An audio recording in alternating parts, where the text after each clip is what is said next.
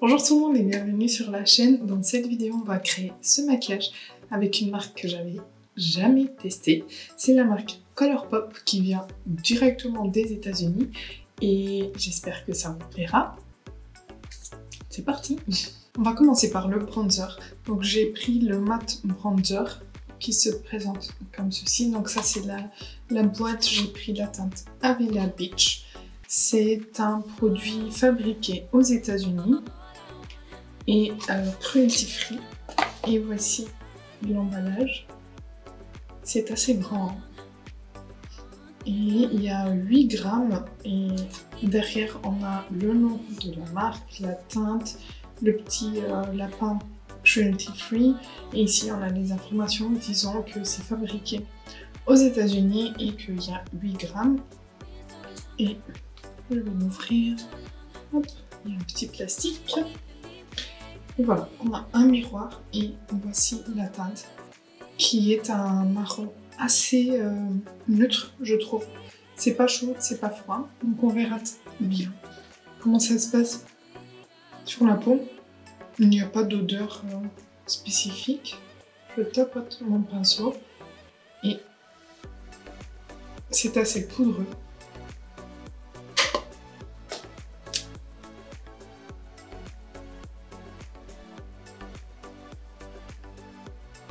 J'utilise le pinceau 128 de chez Zoeva, qui est un pinceau biseauté. Et j'aime bien les utiliser, les pinceaux biseautés, pour les bronzers et les blushs. Et du coup, j'applique le bronzer qui se travaille très bien et qui se fond très bien à la peau. Et comme vous voyez, c'est pas... J'ai quelque chose qui m'énerve là. C'est pas chaud, c'est pas froid. On peut et réchauffer son teint et faire du contouring en même temps. Ouais, c'est très bien.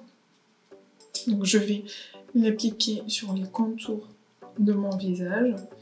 Et je pense qu'on en a pour un moment. Je voulais le comparer au bronzer de chez Charlotte Tilbury, vous savez, le Airbrush Bronzer que moi j'adore. Mais en fait, c'est juste le packaging qui est énorme. Parce que lui, il a 16 grammes alors que lui, il a 8 grammes. Donc il a la moitié. Je pense que c'est juste le packaging qui trompe. C'est tout. C'est un bronzer mat qui ne dégage aucune lumière. Donc c'est vraiment mat. Et on passe maintenant au blush. Voici le packaging secondaire. On voit le blush à travers. Enfin, on voit la boîte du blush. C'est le Pressed Powder Blush que j'ai pris en teinte... on verra bien quand je l'enlèverai. Et pareil, c'est cruelty free, c'est fabriqué aux États-Unis. Et j'ai pris la teinte Flirt Alert. Voici le packaging, c'est un cœur, c'est très beau, c'est un fini soft matte. Et il y a 4,45 grammes. Et pareil, vous avez derrière les informations. Je vais l'ouvrir. Et on a un miroir et le blush qui est assez neutre, je trouve. C'est un rose mais un peu marronné, un peu les teintes que j'aime bien. Et je prends mon pinceau du bronzer, je l'ai juste essuyé. Je prends le blush et je vais l'appliquer sur mes joues. Il est pas du tout poudreux. Quand je mets le pinceau, il n'y a rien comme poudre qui s'envole ou quoi que ce soit. Mais c'est une très belle teinte rose fraîche.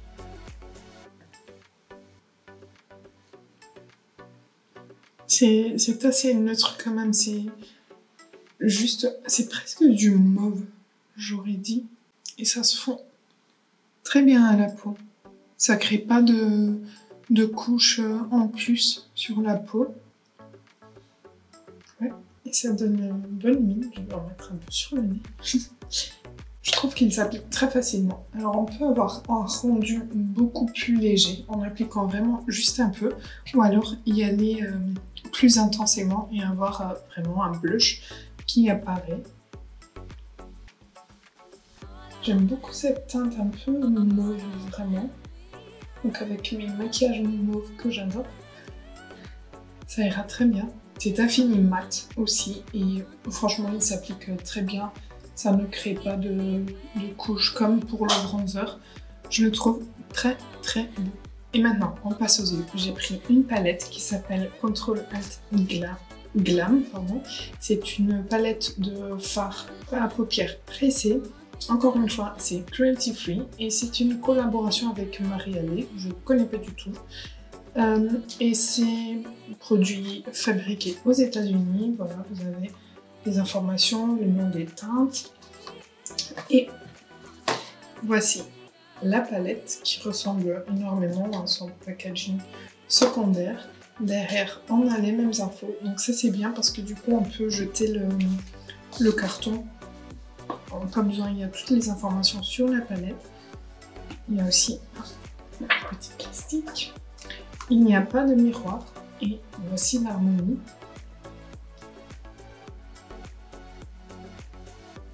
Je l'avais pas vraiment vu encore. Donc c'est ce que j'adore. Des violets. Il y a aussi un bleu. Et il y a un côté quand même un peu plus chaud là.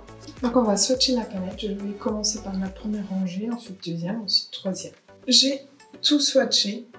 Donc voici les swatchs. Je vous avouerai que je suis un peu déçue. Il y a des fards qui limite ne se voient pas. Genre lui. Et encore à la caméra, je trouve que ça se voit bien. Je suis un peu déçue du duochrome. Mais je pense que c'est plutôt quelque chose qui a besoin, c'est un fard qui a besoin d'une base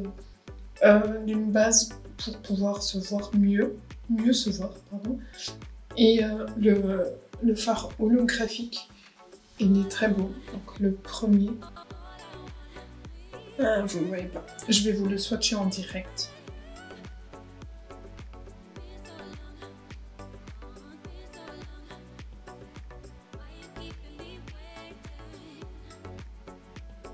Très beau. Les fards ne sont pas très poudreux, ils ne sont pas trop crémeux non plus. Les seuls que j'ai trouvé vraiment crémeux, c'était donc le holographique et le bleu là. Et je pense que vous voyez au swatch, ce sont ceux qui ressortent le mieux. Mais je suis en train de m'en mettre partout. Mais sinon, je trouve l'harmonie assez belle. Donc on va essayer de créer un look. Je vais faire un œil et je reviens pour faire l'autre avec vous. Voici le look. J'avoue que j'ai eu moins de mal à travailler des fards sur les yeux qu'en les swatchant, ce qui est toujours très positif parce qu'au final on va porter des fards sur les yeux, pas sur les mains. Et du coup je vais commencer par ce fard là. Donc j'ai voulu commencer par lui parce que c'est celui qui a swatché le moins bien. Je ne voyais quasiment pas sur mon swatch, mais du coup en le travaillant il reste quand même très précis. Vous voyez, c'est pas poudreux, il n'y a rien. Mais il apparaît mieux sur la paupière que sur la main, vous voyez. Et du coup, je l'ai travaillé tout le long, depuis le coin interne jusque ici dans mon creux.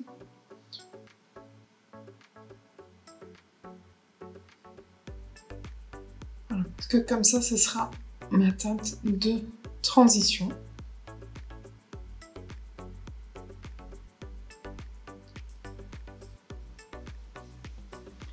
Ensuite, j'ai pris ce fard là, qui est bien plus poudreux, et je l'ai appliqué ici, et c'est le fard que vous voyez apparaître là.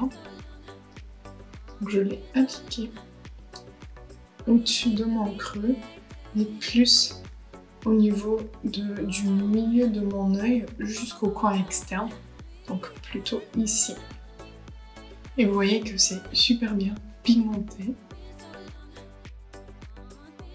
Voilà, je m'arrête là et je viens reprendre le petit mauve pour travailler la transition. Donc je touche à peine ma peau parce que je veux que ça reste léger et que ça reste sur place. Je veux que la transition se fasse vraiment sur place sans étirer le maquillage. Donc je veux vraiment que ça reste là. Ensuite j'ai pris ce fard plus foncé qui est très poudreux quand je touche avec le pinceau. Et je l'ai appliqué au niveau du coin externe. Il est très très bien pigmenté. Donc je le tapote. Et ensuite je viens le travailler au niveau du coin externe uniquement. Les fards sont très faciles à travailler, ils se mélangent bien les uns aux autres. J'ai quelques chutes.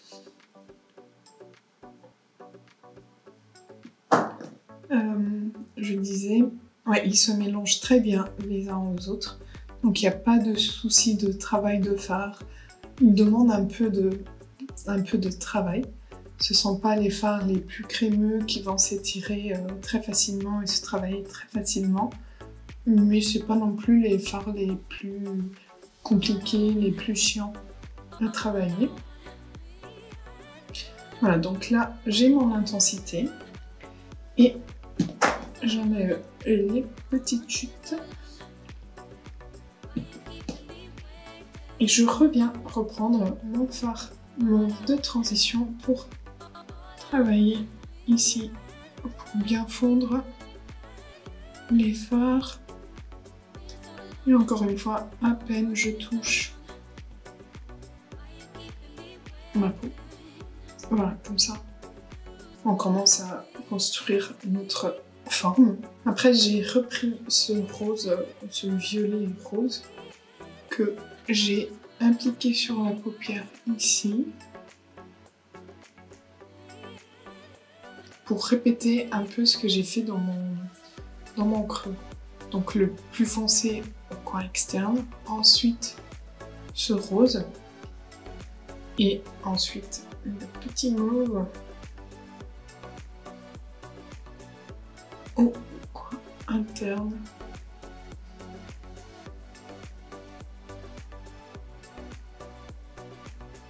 Et voilà. Donc le travail des mat au niveau de la paupière est fait avec un pinceau plat. J'ai commencé par prendre le fard duochrome. Je pense que vous voyez un peu, il est un peu bleu, un peu violet, un peu rose. Et je l'ai appliqué au niveau du coin externe.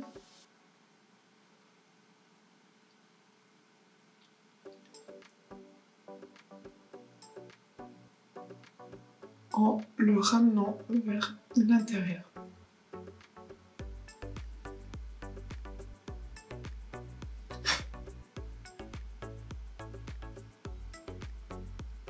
Et finalement, sur la paupière, c'est plus beau qu'au swatch.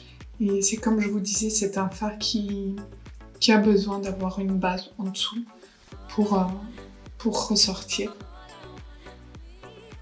Après, j'aurais quand même voulu qu'il soit un tout petit peu plus lumineux pour que l'effet duochrome ressorte un peu plus. Voilà. Et ensuite, j'ai pris ce rose qui est un fard un peu satiné et je l'ai posé sur le reste de ma paupière. Parce qu'en fait, je trouve que le duochrome, il a un moment où il a un peu cette couleur-là. Donc je me suis dit que ce serait pas mal de les poser l'un à côté de l'autre. Et j'ai fait une étape que franchement, j'aurais pas eu besoin, parce qu'on la voit même pas. C'est que j'ai pris ce bleu et je l'ai posé entre les deux fards. Là.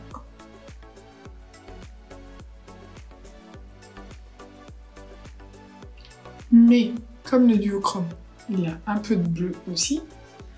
En travaillant les fards ensemble, le bleu, il disparaît un peu. Donc voilà, je l'ai quand même appliqué parce que je voulais tester un max de fard, mais on le voit plus trop. Après j'ai pris ce fard rose très clair que j'ai appliqué au niveau du coin interne en touche lumière. Et il est très bon. Je sais pas si vous le verrez parce qu'il est très pastel. Je retravaille ici parce que j'en ai trop mis. Voilà. Il est pastel, mais il éclaircit vraiment bien. Il a quelques paillettes un peu argentées à l'intérieur. Et c'est très bon. Et après, j'ai pris au doigt le fard holographique que je suis venue poser un peu sur toute la paupière. Et en fait, en posant ce fard holographique, je trouve que l'effet duochrome ressort beaucoup mieux.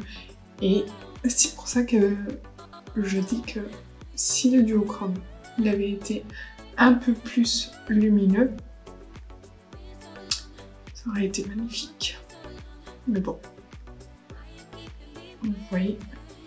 Donc la paupière est faite, on va passer au ras de cils inférieur. Pour le ras de cils inférieur, je vais commencer par le mauve. Je vais faire exactement ce que j'ai fait au niveau du creux en haut. Donc j'applique celui-ci grossièrement. Ensuite je viens prendre le plus foncé que je vais appliquer plutôt au coin externe, en le liant au coin externe de la paupière.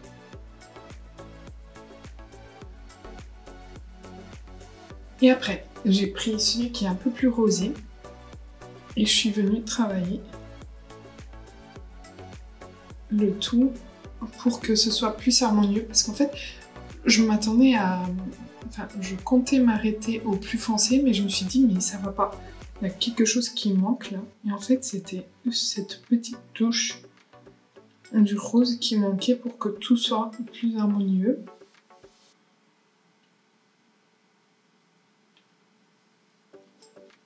Je reprends un peu du foncé parce que il en manque là.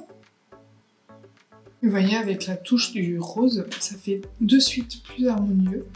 Et voilà.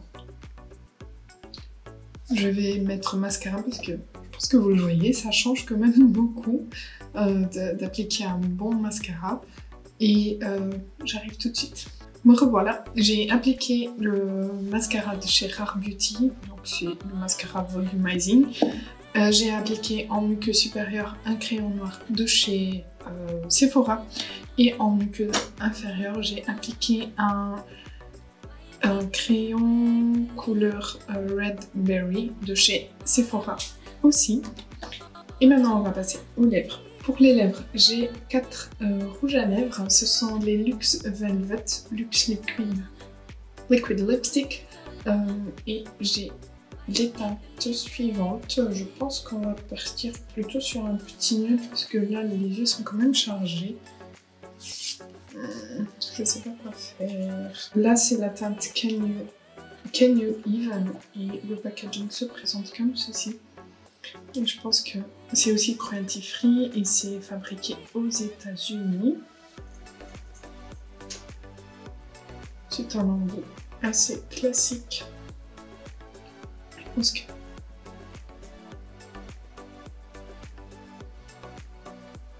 c'est trop chaud.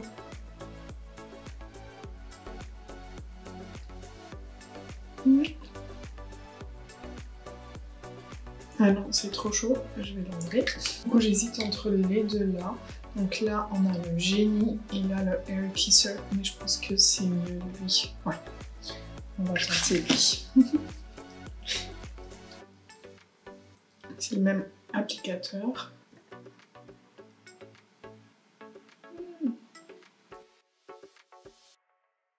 L'applicateur est très précis. La couleur ne va pas du tout, mais j'ai pas envie encore d'enlever et d'essayer un autre.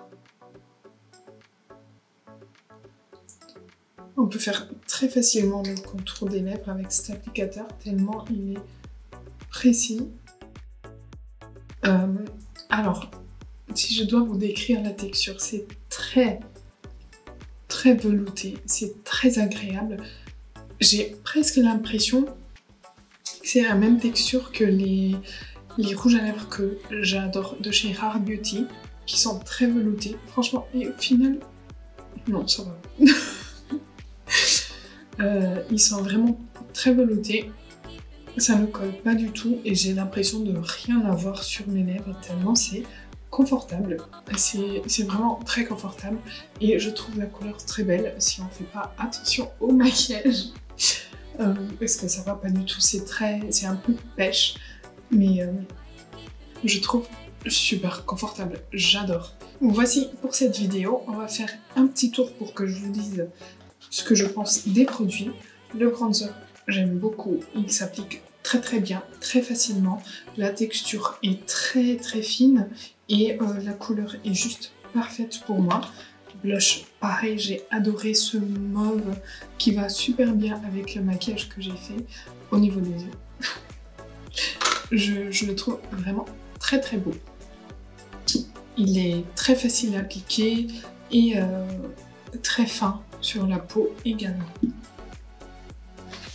Ensuite, la palette, je suis honnêtement un peu déçue. Je m'attendais à un peu plus, mais au final, j'ai quand même réussi à créer quelque chose de comestible.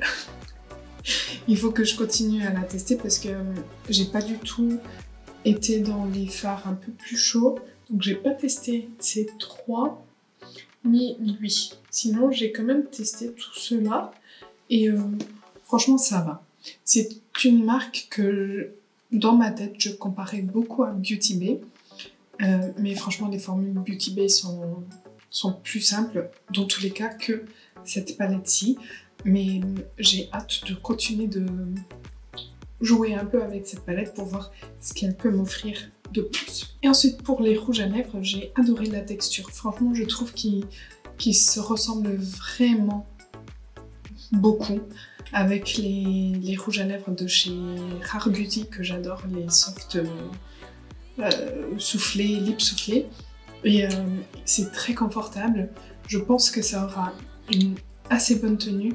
Ça n'aura pas une tenue ça tiendra pas toute la journée parce que c'est pas sans transfert. Je sens quand même une certaine crémosité au niveau des lèvres, mais c'est tellement velouté. Franchement, je n'ai rien à dire là-dessus. Donc voilà, j'espère que ça vous aura plu. N'hésitez pas à liker la vidéo si ça a été le cas. N'hésitez pas à me dire en commentaire s'il y a des produits qui vous donnent envie, si vous avez déjà testé la marque, quels sont vos conseils sur cette marque. Et abonnez-vous avant de partir si ce n'est pas encore fait. Moi, je vous dis à bientôt.